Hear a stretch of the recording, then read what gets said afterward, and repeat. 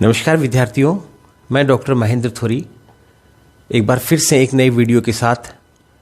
इस YouTube पाठशाला में आपके बीच में उपस्थित हूँ। प्रीवियस लेक्चर में हमने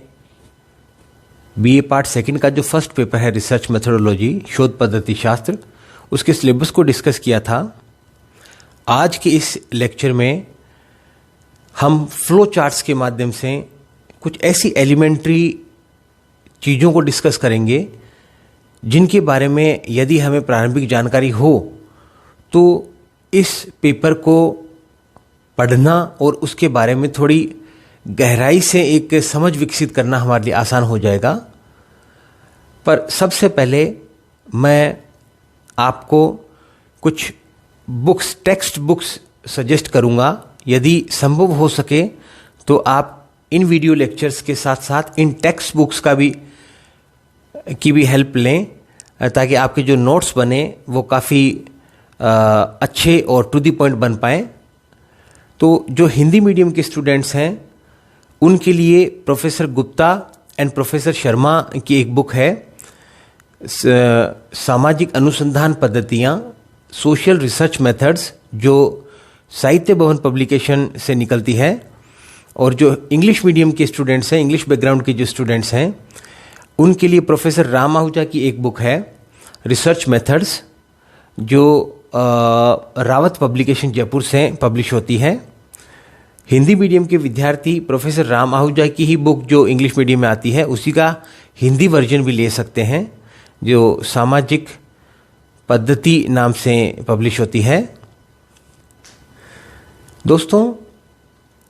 हम शुरू से ये सुनते आए हैं, लिखते आए हैं कि मनुष्य एक सामाजिक प्राणी है, मनुष्य एक जिज्ञासु प्राणी है। वह अपने चारों ओर का जो वातावरण है, पर्यावरण है, उसमें घटित होने वाली विभिन्न घटनाओं के बारे में अवलोकन करता है, के बारे में चिंतन करता है और समझने की कोशिश करता है कि कौन से कारण हैं जिनकी वजह से वो घटनाएं घटित होती हैं, उनकी व्याख्या करने की कोशिश करता है। इस सारी कवायद से ही एक तरह से देखें तो वो सिस्टमेटिक एफर्ट्स, वो एक व्यवस्थित प्रयास जन्म लेते हैं, जिन्हें हम आज की भाषा में या मॉडर्न सोशल साइंसेस की लैंग्वेज में रिसर्च, सोशल रिसर्च कह देते हैं। तो जिस जिज्ञासु प्राणी की हम बात कर रहे हैं वो जिज्ञासु प्राणी होमो सेपियंस है। और ये होमो सेपियंस का जो एक इवोल्यूशन है, एक इवोल्यूशन प्रोसेस से वो आज जिस स्तर पर आया है उसके बारे में छोटा सा हमें नॉलेज हो तो मेरे हिसाब से वो एक अच्छा स्टार्टिंग पॉइंट हो सकता है। तो आप वाइट बोर्ड पे देख पा रहे हैं कि जो होमो है वो एक जीनस का नाम है, एक बड़ा परिवार है जिसकी जो एक स्पेसीज है होमो सेपियंस। ये है पहली स्पेसीज होमो सेपियंस की। होमो सेपियंस दो शब्दों से मिलकर बना हुआ है, होमो प्लस सेपियंस। ये एक लैटिन वर्ड है और जिसमें होमो का जो मीनिंग है एटिमोलॉजिकल, जिसको बोलते हैं हम उत्पत्ति मूलक शब्दार्थ। उत्पत्ति मूलक जो शाब्दिक अर्थ है वो है ह्यूमन। होमो मीन्स ह्यूमन या मैन, और सेपियंस मतलब वाइज, सेंसिबल, जुडिशियस। तो इन दोनों को मिलाने पे जो होमो सेपियन वर्ड है उसका मीनिंग निकल के आता है द वाइज मैन। और ये होमो सेपियन की जो स्पेसीज है ये आगे दो सब स्पेसीज में हम इसे बांटते हैं। पहली है द निएंडरथल्स और दूसरी है द होमो सेपियन सेपियंस। ये जो होमो सेपियन सेपियंस है ये आज जो द ओनली नॉन एक्सटिंक्ट सब स्पेसीज है।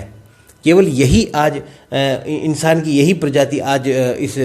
अर्थ जो प्लेनेट है इस पे विद्यमान है। और इसे ही हम मॉडर्न ह्यूमन बींग्स या आधुनिक मानव जो है, समझदार मानव, वाइज मैन, वो होमो सेपियन सेपियंस ही है। अब इस फ्लो चार्ट के आगे एक अन्य चार्ट के माध्यम से हम ये समझने की कोशिश करेंगे कि जो ऑर्गेनिज्म के रूप में अगर हम ह्यूमन्स को डिफाइन करते हैं, ह्यूमन बींग्स एज ऑर्गेनिजम्स, तो वो अपने एनवायरनमेंट के साथ किस प्रकार से इंटरेक्ट करते हैं, किस प्रकार से उसमें कुछ ऐसी फिजिकल और मेंटल कैपेबिलिटीज़ होती हैं जिनके बेसिस पर वो अपने एनवायरनमेंट, भले ही वो फिजिकल एनवायरनमेंट हो या सोशो कल्चर एनवायरनमेंट हो, उसके साथ इंटरेक्शन करता है, उसके साथ एक प्रकार का एडप्टेशन करता है, एक प्रकार का एडजस्टमेंट करता है और अपनी गतिविधियों से उसे प्रभावित करने की कोशिश करता है और उस एनवायरनमेंट से प्रभावित भी होता है। मानव होमो सेपियंस के रूप में आज पृथ्वी पर विद्यमान है और जिस प्रकार से हर एक ऑर्गेनिज्म अपने एनवायरनमेंट के साथ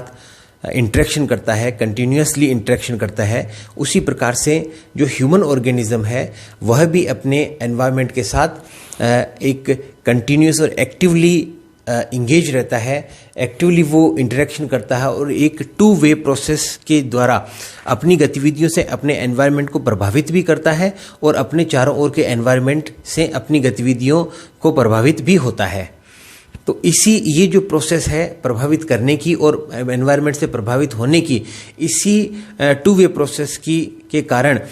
मानव जो संस्कृति है वो आज इस स्तर तक पहुंच पाई है। तो इस सारी प्रक्रिया को हम एक फ्लो चार्ट के माध्यम से देखेंगे कि जो होमो सेपियंस हैं वो ह्यूमन ऑर्गेनिजम्स के रूप में अपने एनवायरनमेंट के साथ टू वे इंटरेक्शन करते हैं और वो एक्टिवली इंटरेक्शन करते हैं अपने एनवायरनमेंट के साथ, जिससे वो निरंतर एडप्टेशन करते हैं, एडजस्टमेंट करते हैं और इसी एडप्टेशन और एडजस्टमेंट के कारण जो ह्यूमन कल्चर है उसका इवोल्यूशन हुआ है।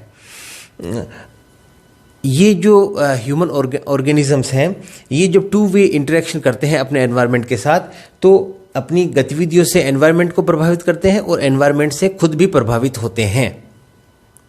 अब हम एनवायरनमेंट की बात करते हैं तो एनवायरनमेंट को मोटे रूप से दो भागों में बांटा गया है, एक फिजिकल एनवायरनमेंट या नेचुरल एनवायरनमेंट, जिसे फिजिकल वर्ल्ड अराउंड अस भी कहा जाता है। हमारे चारों ओर की जो भौतिक दुनिया है उसे नेचुरल एनवायरनमेंट या फिजिकल एनवायरनमेंट कहा जाता है। और स्पेसिफिकली हम देखें तो जो बायोस्फीयर, लिथोस्फीयर, एटमॉस्फेयर और जो हाइड्रोस्फीयर है उन सब को मिलाकर हम जो ह्यूमन बींग्स का जो फिजिकल एनवायरनमेंट है उसे कहते हैं। और जो दूसरा एनवायरनमेंट है उसे सोशियो कल्चर एनवायरनमेंट हम कहते हैं। ये मैनमेड एनवायरनमेंट है, इसका निर्माण, इसका सृजन इंसान खुद अपनी गतिविधियों के बेसिस पे करता है। तो इसे सोशल वर्ल्ड अराउंड अस कहा जाता है।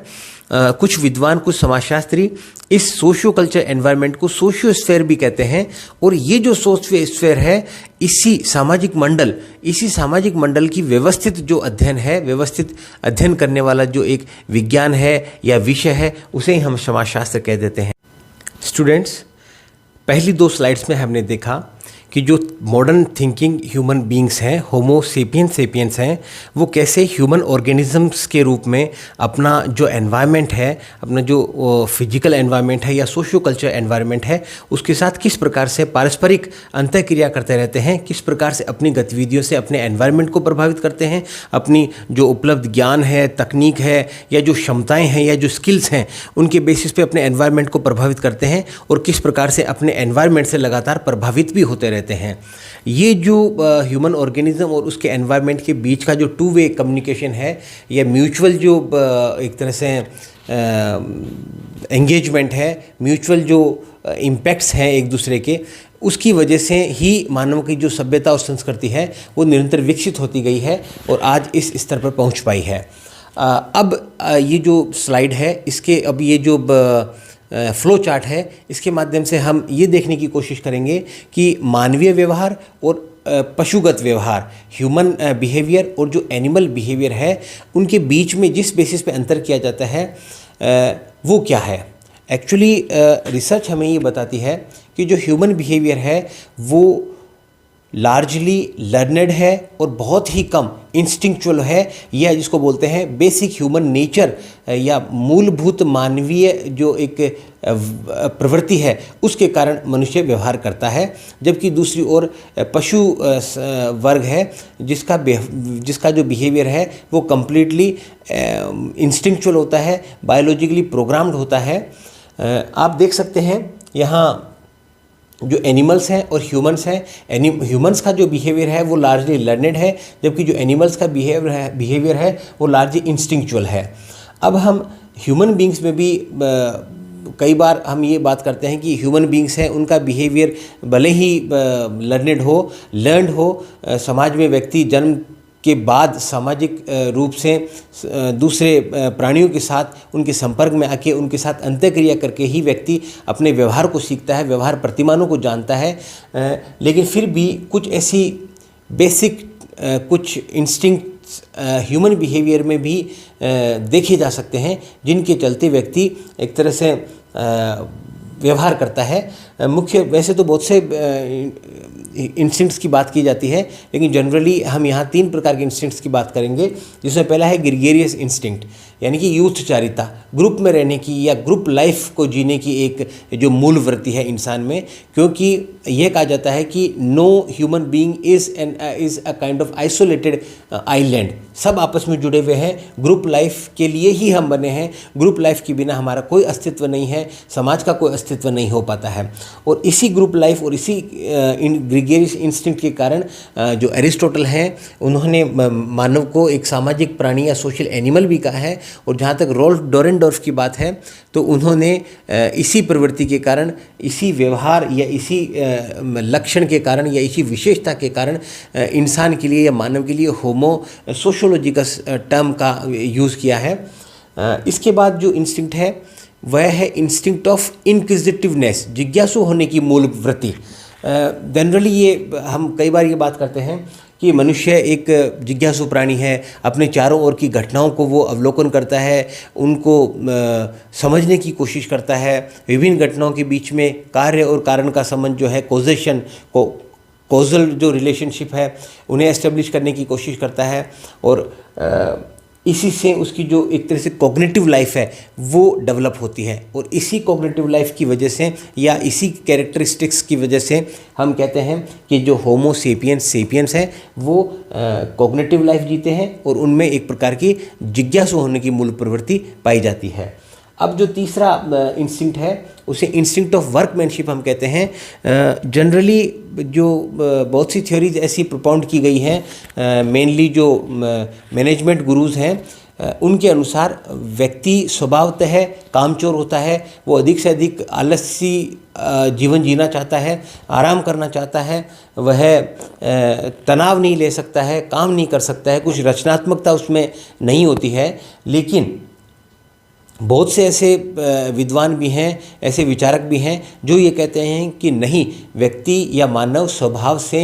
रचनात्मक है, सृजनशीलता उसे पाई जाती है, वह कार्य करना चाहता है, वह अपने जीवन को अधिक से अधिक सुंदर बनाना चाहता है, अधिक से अधिक फुलफिलिंग बनाना चाहता है, एक्सपेंशन की उसमें कैपेसिटीज़ होती हैं या एक डिज़ायर होती हैं। और उसी के कारण व्यक्ति अपनी जो इकोनॉमिक लाइफ है, कल्चरल लाइफ है या एक जो मटेरियल लाइफ है उसका निर्माण करता है, अपनी सभ्यता और संस्कृति का निर्माण करता है। और इसी इंस्टिंक्ट के बेसिस पे जो उसकी इकोनॉमिक लाइफ है और उसी प्रवृत्ति के कारण जो उसका कैरेक्टरिस्टिक है, उसके चलते जॉन स्टुअर्ट मिल जो एक ब्रिटिश फिलोसोफर थे, उन्होंने मानव के लिए होमो इकोनॉमिकस टर्मिनोलॉजी का प्रयोग किया है। थॉर्स्टन वेबलन एक अच्छे इकोनॉमिक सोशियोलॉजिस्ट हैं, उन्होंने इसी टाइटल से एक बुक भी लिखी है, होमो इंस्टिंक्ट ऑफ वर्कमैनशिप नाम से। तो इस स्लाइड में हमने देखा कि किस प्रकार से मानवीय व्यवहार जो है उसमें जो कुछ इंस्टिंक्चुअल जो उसका जो इनपुट है उसकी वजह से व्यक्ति निरंतर अपने एनवायरनमेंट के साथ इंटरेक्शन करता है और अपनी सभ्यता और संस्कृति का विकास करता है। इसके आगे की जो स्लाइड है उसमें हम इसके आगे का जो फ्लो चार्ट है उसमें हम ये देखने की कोशिश करेंगे कि व्यक्ति जो जिज्ञासु है और जिज्ञासु होने के कारण वो जो कुछ भी अपने चारों ओर घटित हो रहा है उसको जानने की जो प्रक्रिया करता है, जो नोविंग प्रोसेस है या प्रोसेस ऑफ नोविंग है, उस प्रोसेस ऑफ नोविंग के कारण व्यक्ति विभिन्न घटनाओं के पीछे का जो सत्य है, जो ट्रुथ है, वास्तविकता है, वहाँ तक पहुँचने के लिए कौन कौन से अलग अलग मार्ग आज तक अपनाता आया है। और उन्हीं मार्गों में से जो एक सबसे अधिक वैध और सबसे अधिक विश्वसनीय मार्ग, जिसे हम आज की भाषा में या विज्ञान कहते हैं, जो विशेष प्रकार का ज्ञान है, उसके बारे में हम चर्चा करेंगे।